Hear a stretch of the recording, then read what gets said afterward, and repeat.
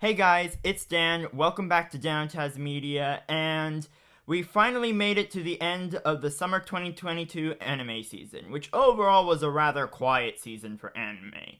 However, to bookend this season of anime, Netflix just released their Cyberpunk Edgerunners series, which, in my opinion, is probably the best anime I've seen this summer. So, without further ado, let's get to the discussion. So, Netflix, as of late, has been in a rather iffy spot when it comes to animation. They've been receiving a lot of pushback from the cartoon community for all the layoffs and cancellations they've been doing of highly anticipated shows, and they've also received lots of pushback from the anime community due to their refusal to simulcast their shows. However, one area that I think everyone can agree they've been doing a very, very good job in has been in their adaptations of video games. Now, I'm not gonna sit here and pretend that every animated adaptation of a video game Netflix has done has been good, because Dragon's Dogma is absolute dog crap, and from what I heard, Tekken Bloodline wasn't very good either. However, in spite of a few stinkers,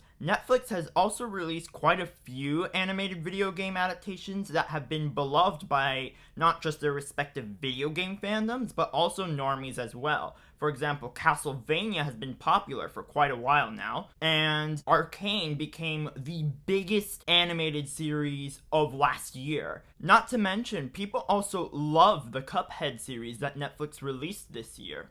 So given Netflix's recent track record of putting out great animated video game adaptations, people started to become pretty excited for Cyberpunk, which became all the more evident by how well the trailers consistently performed on YouTube. Which makes me super happy to report that all the hype was not unwarranted, as the show is actually very, very good. And you don't need to take my word for it, as many viewers, including fans of the original video game, have also given very positive feedback towards the series as a whole.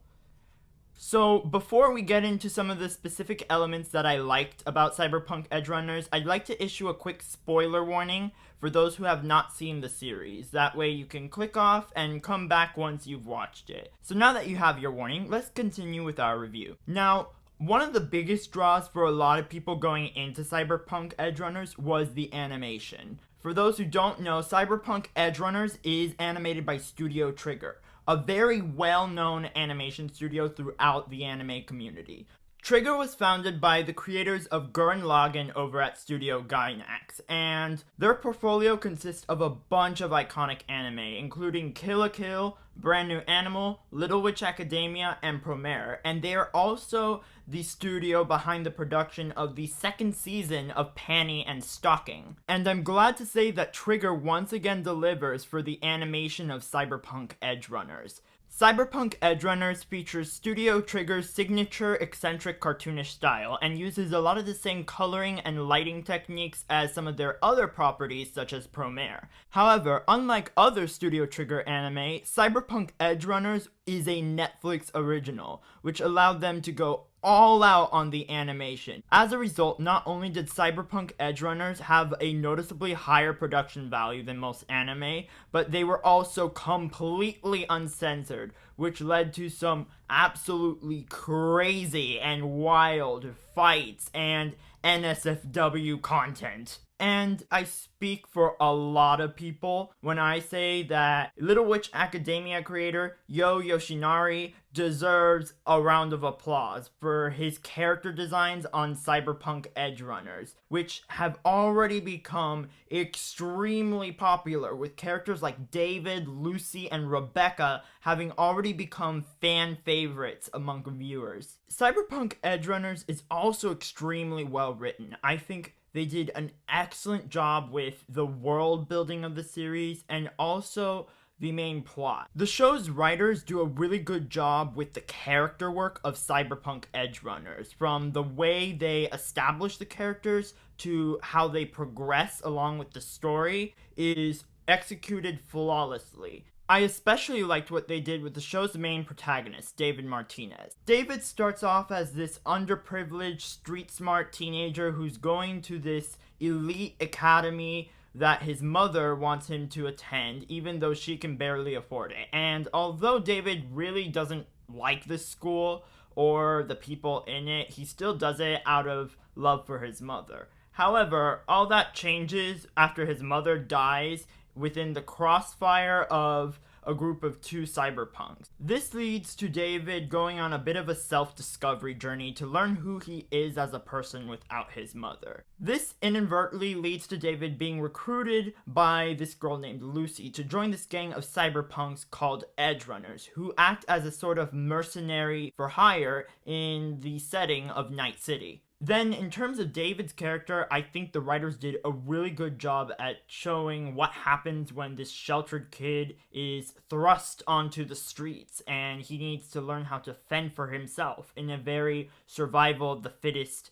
manner. And in many ways, this was a very good thing for David as he became an extremely confident guy and also an alpha within his pack.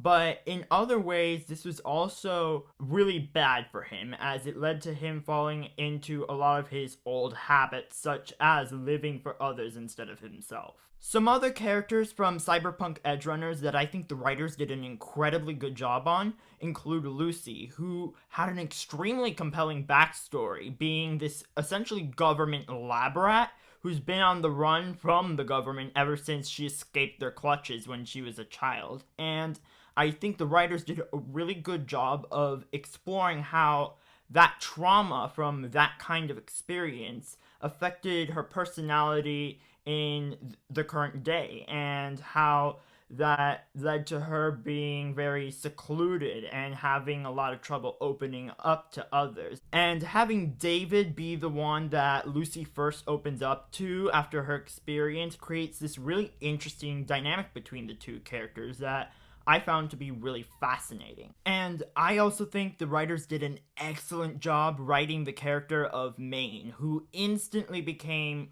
one of my favorites throughout the series. I also thought it was a very smart writing decision to have Maine become this sort of parental figure to David in the absence of his mother, but in a very different way. Because while David and his mother clearly had a very caring relationship, I wouldn't say it was a healthy one, because David was not living for himself. He was essentially living for his mother. And David's mother, Gloria, was essentially projecting all the goals and ideals she had for David without really considering if this was really what he wanted in life. And it came at the expense of their financial well-being. But David's relationship with Maine, in comparison to that of his mother, was completely opposite. Well, it wasn't perfect either, as David's relationship with Maine did lead to him getting involved in criminal activity. I feel like it was still a lot better for David as a person in many, many ways. And not to mention, Maine also taught David a lot of things he never learned from Gloria, including the importance of community, the importance of knowing how to defend and stand up for yourself, and also going after what you want in life and being true to yourself. Like, he was the one who actually encouraged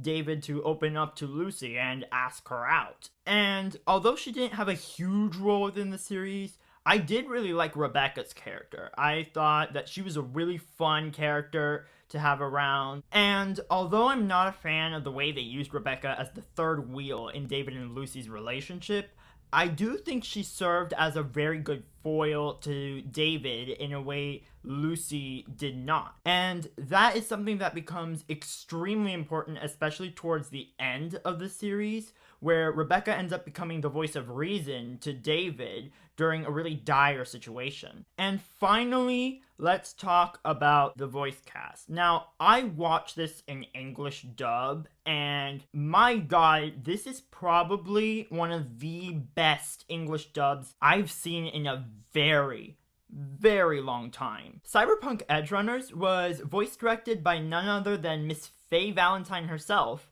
Wendy Lee, and turns out she's a phenomenal voice director. She and her team at Salami Productions did an incredible job with the casting. I felt that Wendy Lee's voice direction really brought out the best performances within her voice cast, and as a result, it led to some of the best line delivery and best emotional portrayals I've seen in an English dub in quite some time. Now, I honestly thought that the entire cast of Cyberpunk Edgerunners was amazing. I really liked William C. Stevens as Maine, and I also really enjoyed Alex Caceres as Rebecca. And although he doesn't become super important until the end, I did enjoy Giancarlo Esposito as Faraday. However, if you were to ask me, I would say that the main standouts of the show are its two stars, David and Lucy, voiced by Zach Aguilar and Emmy Lowe. A lot of you probably already recognize Zach Aguilar from his roles as Tanjiro in Demon Slayer, Colt in Hunter x Hunter, and King Arthur in Seven Deadly Sins. But to be completely honest with you, I think his role as David Martinez is actually his best one yet. I think this was the role he was born to play. One of Zach Aguilar's biggest strengths as a voice actor, in my opinion,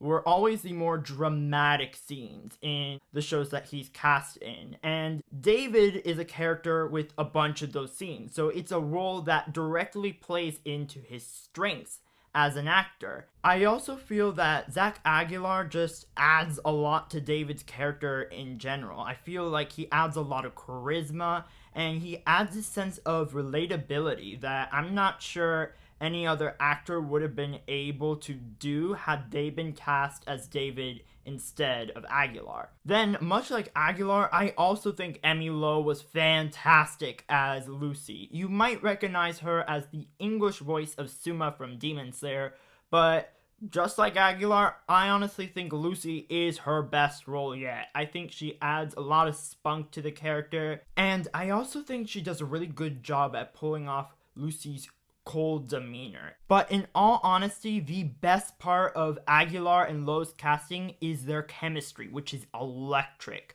From the moment David and Lucy meet, you see the sparks fly and you root for them all the way. Their romance is done so well within the series, which is something I largely attribute to both Lowe and Aguilar's performances, which made Lucy and David my favorite anime couple since Kagome and Inuyasha. So with that, we come to the conclusion of my review for Cyberpunk Edgerunners. Overall, I'd rate the series at a 9 out of 10. It is by far the best anime I have seen this summer, and I really hope that a lot of people find as much enjoyment as I did watching the series. If you like this video and would like to see more anime and manga content from me and my channel, make sure you leave a like and hit the subscribe button, and also click the little bell icon to make sure you get notified every time I upload a new video. And if there's anything about Cyberpunk Edgerunners that stood out to you that I didn't address in this video, make sure to let me know in the comment section. And with that, I will see you in the next video.